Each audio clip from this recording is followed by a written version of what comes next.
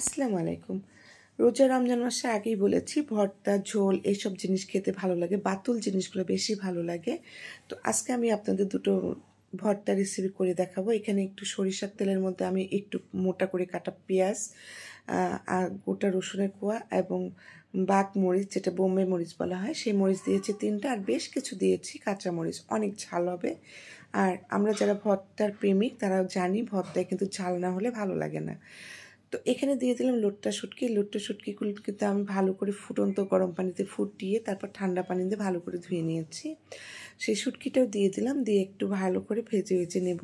আর এর মধ্যে দিয়ে দিচ্ছি লবণ পরিমাণ মতো, কারণ রোজা রেখে লবণটা আন্দাজ করে দিতে হয়, আর একটু কম হলে অসুবিধা নাই, ভাতের সাথে আলগা লবণ নিয়ে খাওয়া যায়, কিন্তু বেশি হলে কিন্তু মুশকিল হয়ে যায়, ভাত খাওয়া যায় না। এমনি তো রমজান মাসে ভাতটা অনেক কমে যায় খাওয়াটা। তো এর মাঝে কিন্তু আমি হলুদ দিয়ে দিয়েছি, দিয়ে কিন্তু ভালো করে মাছ মানে শুটকিটা আর পেঁয়াজ রসুন ভেজে নিচ্ছি। তো ভাজা হয়ে গেছে, এখন আমি এটা দিয়ে দিচ্ছি।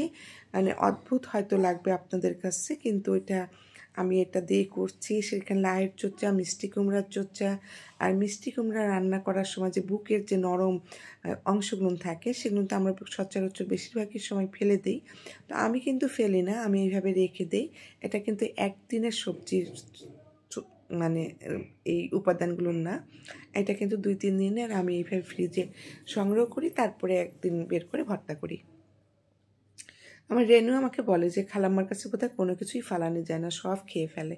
আমি হ্যাঁ, আমি সব খেয়ে ফেলি। তো যাই হোক, একটু পানি দিলাম, পানি দিয়ে ভালো করে সেদ্ধ করে নিলাম। সেদ্ধ করে এই তো এখন দেখেন ভালো করে কিন্তু ভেজে নিচ্ছি, গায়ের সাথে কিন্তু কোনো রকম পানি থাকবে না।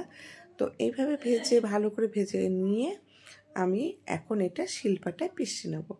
তো এই তো আমি পিষিনি, রেনু পিষেছে। শিলপাটা পিষা হয়ে গেছে, ভর্তা রেডি টেবিলে। এখন তো খাওয়ার অপেক্ষায় শুধু।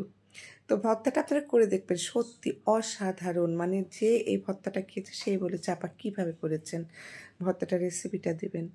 তো এই তো চলে একটা ভর্তা, দ্বিতীয় ভর্তা এখন চলে যাচ্ছে। দ্বিতীয় ভর্তাটা আরও আজব একটা জিনিস দিয়ে করেছি, আর সেটা হলো এর আগে কিন্তু এখানে তেল এবং পেঁয়াজ, কাঁচামরিচ, রসুন আর বাটমরিচ ছিল, সেই বাটমরিচ দিয়ে আমি ভেজে নিয়েছি। আর আজব বললাম এই জন্য যে দেখুন এখানে সিমের বিচি নেওয়ার পরে সিমের যে চোচাগুলো ছিল সেই চোচাগুলো দিয়ে আমি একটু ভেজে নিচ্ছি। তো এই সিমগুলো ছিল পুরুট, আর বিচিগুলো আমি কিন্তু রেখে দিয়েছি, অন্য কোনো ভাবে খাওয়া যাবে। তো যেহেতু বাজার থেকে কিনে আনা হয়, এগুলো ফেলে দিতে কষ্ট হয় আমার, আর আমি এভাবে নানান প্রসেসে ভেজে নিই। তো এই তো সিমের বিচিগুলো ফেলে দেওয়া যে সিমগুলো ছিল সেগুলো দিয়েছি। আর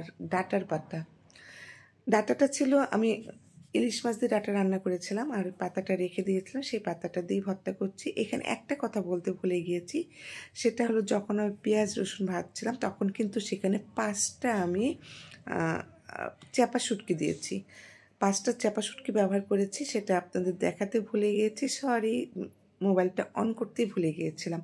রোজা রেখে আসলে এলোমেলো একটা রান্না তো না, এপাশ ওপাশ করতে অনেক কিছুই ভুলে যাই। তো যাই হোক, একটু পানি দিয়ে সেদ্ধ করে নিলাম। সিমের বিচিগুলো মানে সিমের চোচাগুলোও সেদ্ধ হবে, ডাটার পাতাগুলোও সেদ্ধ হবে। আর এই তো হয়ে গেল আমার ভাজা। এখন আমি মিক্সচার জারে এটা একটু ব্লেন্ড করে নিয়েছি। সবাই ভালো থাকবেন, আল্লাহ হাফিজ।